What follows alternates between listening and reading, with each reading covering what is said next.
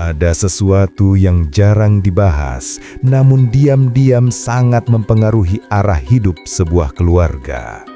Banyak orang baru menyadarinya ketika semuanya sudah terlambat. Rezeki seret, hubungan retak, usaha mandek, bahkan doa terasa menggantung di langit. Primbon menyebut tahun 2026 akan menjadi titik balik besar bagi keluarga yang memiliki weton Selasa manis. Sebagian akan diangkat derajatnya, sebagian justru diuji habis-habisan. Pertanyaannya, kamu termasuk yang mana? Bukan kebetulan Anda menemukan video ini. Selamat datang di channel Mbah Legi. Assalamualaikum warahmatullahi wabarakatuh. Sugeng Rahayu. Salam sejahtera untuk kita semua. Semoga siapapun yang sedang menyimak pembahasan ini selalu berada dalam lindungan Allah Subhanahu wa Ta'ala. Sebelum melanjutkan, tuliskan di kolom komentar kota asal kalian agar kita bisa saling mendoakan. Semoga yang sedang memiliki hutang dimudahkan jalannya hingga segera lunas. Yang sedang sakit diberi kesembuhan, yang sedang mencari pekerjaan dipertemukan dengan pekerjaan terbaik, dan semoga hidup kita semua diselimuti keberkahan, ketenangan, serta kebahagiaan dunia dan akhirat.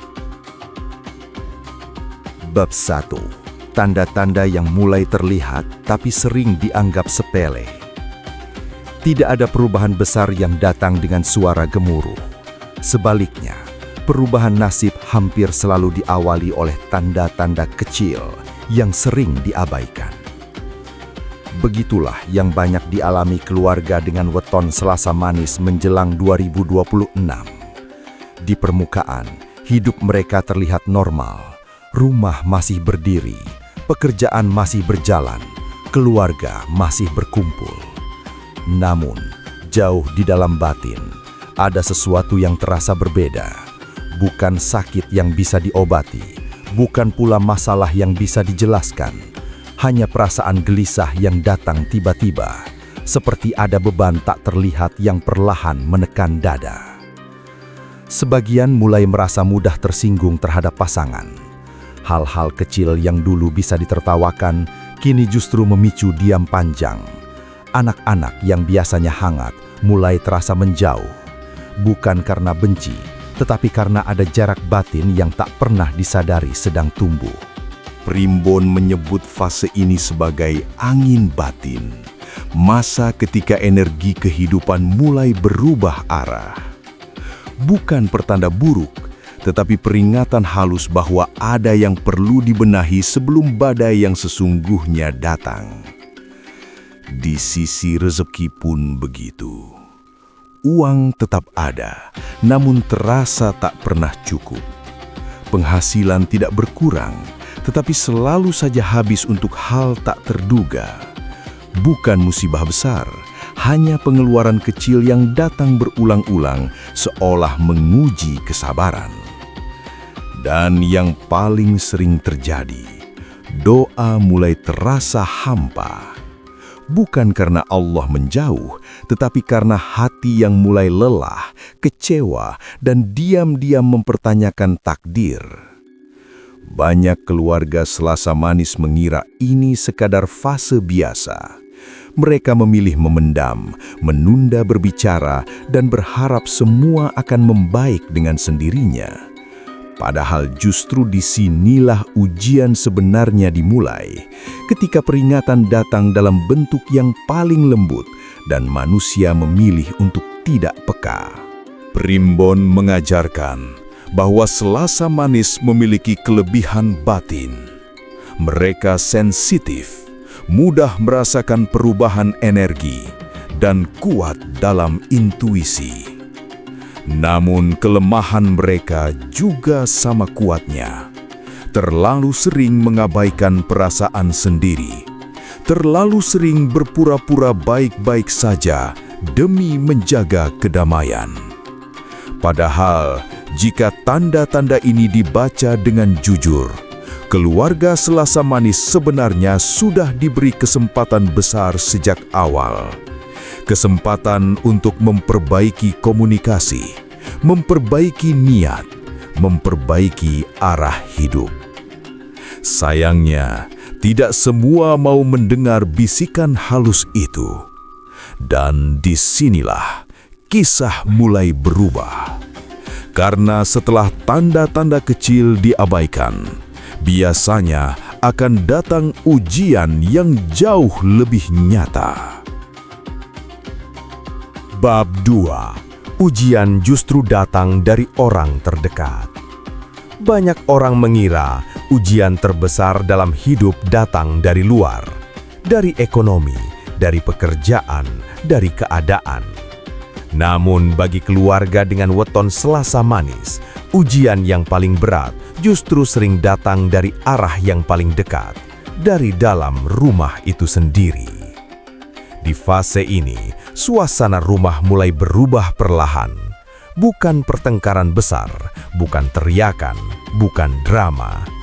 Justru sebaliknya, yang datang adalah diam yang panjang. Percakapan yang dulu mengalir hangat, kini mulai terasa datar.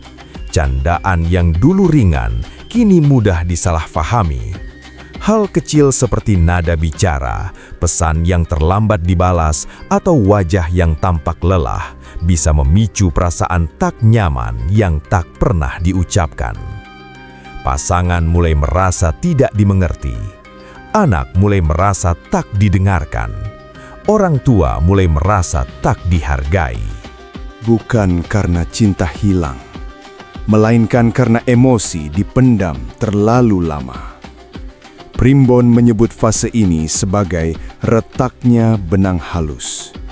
Benang yang tidak terlihat, tetapi jika putus, dampaknya sangat terasa. Benang batin yang mengikat satu keluarga. Disinilah banyak keluarga Selasa manis melakukan kesalahan yang sama. Mereka memilih memendam daripada membicarakan. Memilih tersenyum daripada jujur. Memilih terlihat kuat daripada mengakui bahwa mereka sedang lelah. Padahal setiap perasaan yang dipendam tidak pernah benar-benar hilang. Ia hanya berubah bentuk, menjadi jarak, menjadi dingin, menjadi kelelahan yang tak bisa dijelaskan. Bersamaan dengan itu, ujian lain mulai menyusup. Pengeluaran mendadak, rencana yang gagal di menit terakhir, kesempatan yang datang lalu menghilang begitu saja. Bukan bencana besar, namun cukup untuk menguras batin. Di titik ini, banyak keluarga Selasa manis mulai bertanya dalam hati, kenapa semuanya terasa lebih berat akhir-akhir ini? Apa yang sebenarnya sedang terjadi? Apakah ini pertanda buruk? Padahal sesungguhnya, ini bukan hukuman. Ini adalah alarm kesadaran. Allah sedang menunjukkan bahwa ada sesuatu yang perlu diperbaiki. Ada komunikasi yang perlu diluruskan. Ada ego yang perlu diturunkan. Ada hati yang perlu dilembutkan. Namun, tidak semua mau mendengar alarm itu. Sebagian memilih menyalahkan keadaan. Sebagian menyalahkan pasangan. Sebagian menyalahkan nasib. Dan ketika kesadaran tidak juga hadir, maka ujian biasanya akan naik satu tingkat. Bukan lagi hanya rasa, tapi mulai menjadi peristiwa. Dan dari sinilah kisah keluarga Selasa manis mulai memasuki babak yang lebih dalam, lebih menyakitkan, sekaligus lebih menentukan. Bab 3. Hadirnya sosok yang mengguncangkan kesadaran. Setiap perubahan besar dalam hidup hampir selalu diawali oleh kehadiran seseorang. Bukan sosok yang sempurna, bukan pula orang yang datang dengan cara menyenangkan, namun justru merekalah yang paling sering menjadi kunci perubahan. Begitulah yang terjadi dalam keluarga Selasa manis. Di tengah suasana batin yang mulai rapuh, muncullah satu sosok yang membawa kegelisahan baru. Bisa siapa saja, anak yang mulai berani bicara jujur, pasangan yang tiba-tiba berubah sikap, saudara yang datang dengan nasihat pedas, atau bahkan orang luar yang tanpa sengaja membuka luka lama. Awalnya, kehadiran sosok ini terasa mengganggu. Ucapannya terlalu jujur, sikapnya terlalu tegas, pertanyaannya terlalu menusuk. Kita sebenarnya baik-baik saja kan? Namun pertanyaan itu tak lagi mudah dijawab. Primbon menyebut kehadiran ini sebagai cermin takdir. Sosok yang hadir bukan untuk menyenangkan, tetapi untuk memperlihatkan kebenaran yang selama ini dihindari. Seorang anak yang mulai berani berkata, "Ayah dan ibu sekarang jarang bicara." Ucapan sederhana tapi menghantam lebih keras daripada pertengkaran. Seorang pasangan yang akhirnya berkata jujur, "Aku capek berpura-pura kuat." Kalimat yang selama ini tertahan kini pecah seperti bendungan. Atau seorang saudara yang berkata tanpa basa-basi, "Kalian berubah, ada yang salah, tapi kalian tidak mau mengakuinya." Kehadiran sosok ini hampir selalu memicu konflik, karena manusia tidak pernah nyaman saat dipaksa melihat kekurangan diri sendiri. Sebagian marah, sebagian tersinggung, sebagian memilih menjauh. Padahal, jika mau jujur, justru sosok inilah yang sedang menjalankan peran penting dalam takdir keluarga Selasa Manis, membangunkan dari tidur panjang. Primbon menyebut, jika keluarga Selasa Manis berani mendengarkan sosok ini dengan rendah hati, maka arah hidup mereka akan berubah perlahan. Bukan langsung indah, tapi mulai terasa lebih jujur, lebih ringan, lebih nyata. Namun, jika mereka memilih menolak, memilih menutup telinga, memilih mempertahankan ego, maka perubahan tidak akan berhenti. Justru akan datang dengan cara yang lebih keras. Disinilah titik bercabang takdir mulai terlihat.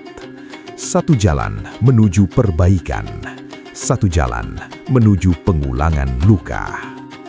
Sayangnya, kebanyakan orang baru memahami arti kehadiran sosok ini setelah semuanya terlanjur jauh. Dan ketika kesempatan pertama untuk berubah dilewatkan, maka hidup akan mengajarkan pelajaran yang sama dengan cara yang jauh lebih menyakitkan. Bab ini belum berakhir, karena setelah kehadiran sosok pembawa kesadaran, akan datang fase berikutnya, fase di mana kehidupan benar-benar menekan hingga ke titik terdalam. Dan itulah yang akan terjadi di bab selanjutnya. Bab 4. Titik terendah, saat doa terasa sunyi dan hati mulai goyah. Setiap perjalanan perubahan selalu memiliki satu fase yang paling menyakitkan. Bukan karena luka itu lebih besar dari sebelumnya, melainkan karena di fase inilah harapan mulai terasa rapuh. Dan bagi banyak keluarga Selasa Manis, fase itu datang tepat ketika mereka merasa sudah terlalu lelah untuk terus kuat. Masalah seakan datang bersamaan, bukan satu persatu, tetapi bertubi-tubi. Rencana yang sudah disusun dengan harapan besar tiba-tiba gagal tanpa penjelasan. Pekerjaan yang selama ini diandalkan mulai goyah. Keuangan terasa semakin sempit meski sudah berhemat. Lebih menyakitkan lagi, suasana batin di dalam rumah tak juga membaik. Bukan karena mereka tak mencoba, tetapi karena luka yang sudah terlalu lama dipendam mulai muncul ke permukaan. Ada yang mulai mempertanyakan pasangan. Ada yang mulai mempertanyakan diri sendiri. Ada pula yang mulai diam-diam mempertanyakan takdir. Kenapa keluarga lain terlihat mudah, sedangkan kami seperti terus diuji? Kenapa doa yang sama seperti tak pernah cukup? Kenapa sudah sabar, tapi hidup tetap berat? Pertanyaan-pertanyaan ini tidak pernah diucapkan keras-keras, tetapi hidup dalam hati, tumbuh dalam diam, dan perlahan menggerogoti ketenangan. Primbon menyebut fase ini sebagai malam batin, masa ketika jiwa seseorang seperti berjalan dalam gelap, bukan karena Allah menjauh, tetapi karena manusia sedang diuji. Masihkah ia percaya ketika tak melihat jawaban? Di fase ini, banyak keluarga Selasa Manis merasa benar-benar sendirian. Mereka tetap menjalani hari, tetap tersenyum di depan orang lain, tetap terlihat baik-baik saja. Namun di balik itu semua, ada kelelahan yang tak pernah sempat diceritakan kepada siapapun. Ironisnya, justru di saat seperti inilah Allah paling dekat, bukan untuk menghukum, melainkan untuk membentuk. Karena hanya ketika seseorang berada di titik terendah, ia mulai benar-benar jujur kepada dirinya sendiri, mulai mengakui kelemahan, mulai merendahkan ego, mulai berserah, bukan karena terpaksa, tetapi karena sadar. Dan disinilah perubahan besar sebenarnya mulai bekerja, bukan di luar, tetapi di dalam hati. Sebagian mulai kembali memperbaiki sholatnya. Sebagian mulai berani meminta maaf yang selama ini ditahan. Sebagian mulai menurunkan gengsi, membuka komunikasi, dan mengakui kesalahan. Perubahan ini kecil, hampir tak terlihat. Namun justru perubahan sekecil inilah yang kelak akan menjadi kunci dari segalanya. Sayangnya, pada titik ini banyak yang belum sadar bahwa mereka sebenarnya sudah sangat dekat dengan jawaban. Karena tepat setelah fase tergelap ini berlalu, akan datang satu kenyataan yang mengguncang, bahwa semua penderitaan sebelumnya ternyata bukan kehancuran, melainkan perlindungan. Dan disitulah plot twist kehidupan keluarga Selasa Manis akan benar-benar terbuka. Bab 5. Plot twist takdir. Yang disangka musibah, ternyata jalan keselamatan. Ada satu momen dalam hidup, ketika semua kepingan peristiwa yang dulu terasa ajak, tiba-tiba tersusun rapi dan masuk akal. Momen itu tidak datang dengan suara keras. Ia datang dalam keheningan yang membuat hati terdiam lama. Begitulah yang akhirnya dialami keluarga Selasa Manis. Setelah melewati malam-malam panjang penuh kegelisahan, setelah air mata yang tak terhitung, setelah kelelahan yang tak pernah sempat diceritakan kepada siapapun, perlahan satu persatu kebenaran mulai terbuka. Seseorang dari masa lalu kembali muncul, bukan sebagai penyelamat, bukan pula sebagai pengganggu, melainkan sebagai pembawa fakta yang selama ini tersembunyi. Barulah terungkap bahwa beberapa keputusan yang dulu terasa menyakitkan justru menyelamatkan mereka dari masalah yang jauh lebih besar. Bahwa orang yang pergi dari hidup mereka ternyata menyimpan niat yang tak pernah benar-benar tulus. Bahwa rezeki yang dulu terasa tertahan justru menahan mereka dari jalan yang bisa mencelakakan. Di titik itu, dada terasa sesak. Bukan oleh marah, bukan oleh kecewa, melainkan oleh kesadaran yang sangat dalam. Ya Allah, ternyata Engkau menjaga kami selama ini. Keluarga Selasa Manis mulai memahami bahwa hidup mereka bukan sedang dihancurkan, mereka sedang dibentuk. Setiap konflik bukan untuk memisahkan, tetapi untuk menguatkan ikatan. Setiap kehilangan bukan untuk menyiksa, tetapi untuk mengarahkan. Setiap kegagalan bukan untuk menjatuhkan, tetapi untuk menyelamatkan. Dan inilah plot twist terbesar dalam perjalanan mereka. Bukan weton yang menentukan nasib, bukan primbon yang menulis takdir, melainkan cara mereka bersabar, cara mereka memaafkan, dan cara mereka kembali kepada Allah. Ketika hati mulai ikhlas, perubahan nyata pun mulai terasa. Rizki datang dari arah yang tak pernah diduga. Hubungan yang sempat dingin perlahan menghangat. Doa-doa yang dulu terasa menggantung, satu persatu menemukan jalannya. Bukan karena hidup menjadi sempurna, tetapi karena hati mereka telah berubah. Mereka tak lagi memaksa takdir, tak lagi memusuhi ujian, tak lagi melawan proses. Mereka belajar berjalan bersama takdir, sambil menggenggam doa. Dan di titik itu, keluarga Selasa Manis akhirnya mengerti satu hal yang selama ini terlewat, bahwa Allah tidak pernah meninggalkan mereka. Mereka hanya sedang diarahkan menuju versi hidup yang lebih baik. Semua luka ternyata bukan untuk menghancurkan. Semua air mata ternyata bukan sia-sia. Semua penantian ternyata bukan tanpa makna. Karena ternyata dari awal hingga akhir, mereka selalu berada dalam penjagaannya. Pada akhirnya, dari semua kisah, ramalan, dan pertanda yang kita bahas, satu hal yang tak pernah berubah.